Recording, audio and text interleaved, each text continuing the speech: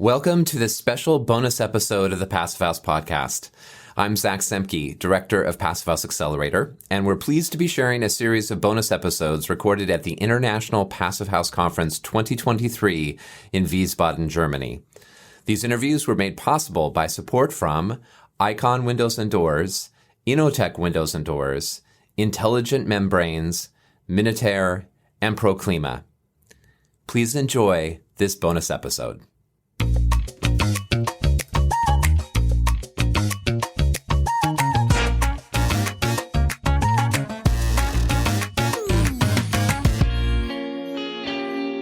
Okay, well, welcome to the Passive House Accelerator podcast, and we have here Kate De Selincourt. She's from England.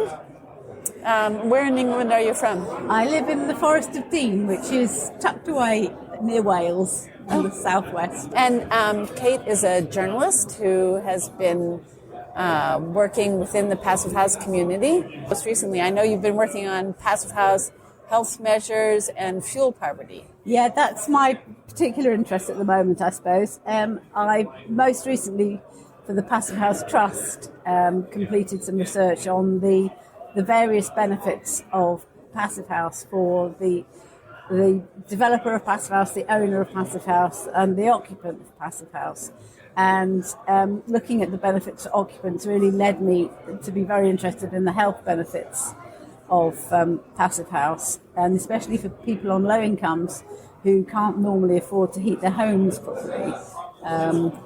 So the huge benefit for people on low incomes is that in Passive House often you need very little or no heating, and also you've got very good air quality, and that is a contrast to not only the older homes in Britain, and we do have a lot of those, but also new builds in Britain that are not to Passive House, where the standards of insulation and the standards of ventilation and also the quality control are all so much worse than Passive House, meaning that even in a new home, if you don't have money for heating, you will quickly get very cold, and people have a lot of issues with damp and mould and condensation. Whereas in Passive House, you don't see those problems at all, and people often find that they're really comfortable even without spending out on heating. And this last winter, we've had real problems. A lot of people have not been heating their homes because the prices have been so high. And also we have quite wide social inequality. So there's a lot of people surviving on very little money. Or trying to survive. Well, trying to survive, yes. Some of them indeed are not surviving. And people's home living conditions have been just brutal, like 13, 12 degrees, sometimes even 4 or 5 degrees. Whereas, by contrast, in Passive House, we see both by modelling and also by people actually experimenting by turning off their heating, that in fact the houses stay remarkably warm even in cold weather, even without heating, and the difference that makes to people's health is remarkable. Yes, in a presentation this morning you were talking about one particular person who lived in social housing that had been built to Passive House, and about the health benefits that he had experienced just from the move. That's right. This guy was suffered a disability that meant he couldn't work, and he had to take quite a lot of medications. Moved into a Passive House flat in the Goldsmith Street estate in Norwich. It's quite a cold place. It's very windy and exposed. And a journalist went to interview them on a cold wintry day with snow on the ground, and he said, first of all, moving into the Passive House, his health improved so much, he doesn't take so much medication.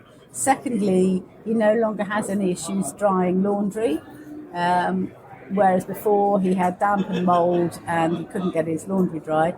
And then thirdly, he just said, it's 22 degrees in here today inside. I have not got the heating on. He said it feels like a holiday villa, which was just amazing. Just shows that luxury that you can provide for people just by building homes properly. And is this research that you've been doing for the Passive House Trust, is it available on their website? Well, there's a summary report on the website already, which is called The Benefits of Passive House. And I think if you just put that into either into Google or onto the Passive House Trust search, then that will come up. And there's another report with a lot more detail about the health impacts of living in cold, damp homes versus the health benefits of living in a warm, dry, passive house. That is going to be published in a month or two, as far as I know. It's really quite long, but it's kind of collecting together a lot of the research I looked at, with all different kinds of reasons why passive houses is a healthy place to live. And is that also going to be on the Passive House Trust website? That will be on the Passive House Trust website. And as I say, I'm not quite sure. They've got all the words, but they're trying to find enough pictures to make it readable. Yes. But beyond that, you've also written extensively about some more technical aspects of passive house construction. Is that correct? Yes.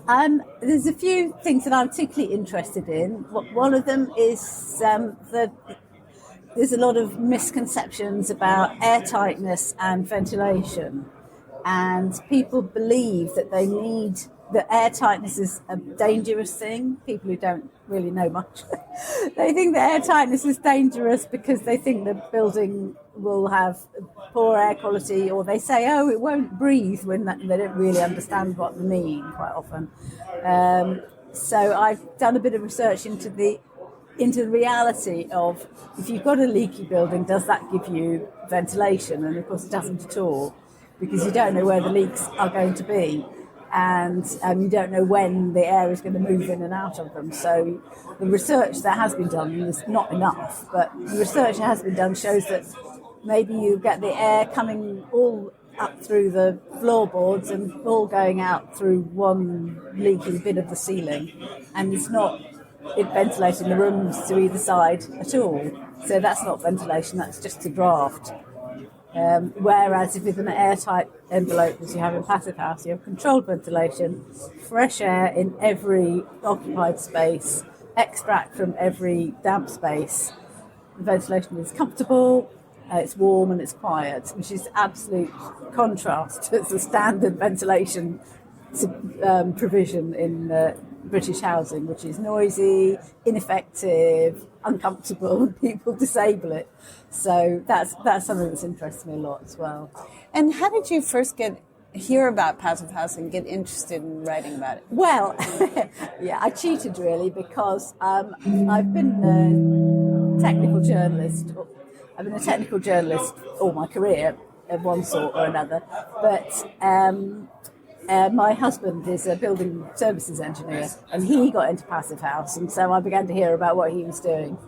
And as it happened, somebody wanted something written about it, and I sort of said, "Yeah, I know about that. That's really interesting." And so it's kind of gone from there. Well, that's great. However you get into passive house, many pathways, but... Yeah, absolutely. And it is great to see, we're getting more coverage in the UK press now, where it does get mentioned, some of the mainstream, the consumer media, talking about what it's like to live in, and quite right too. That's excellent news to hear. It's always exciting. Well, thanks for asking me about it. Well, thanks for coming on our podcast, Kate, and I really thank you for your time. Yeah, it's a pleasure. Thank you.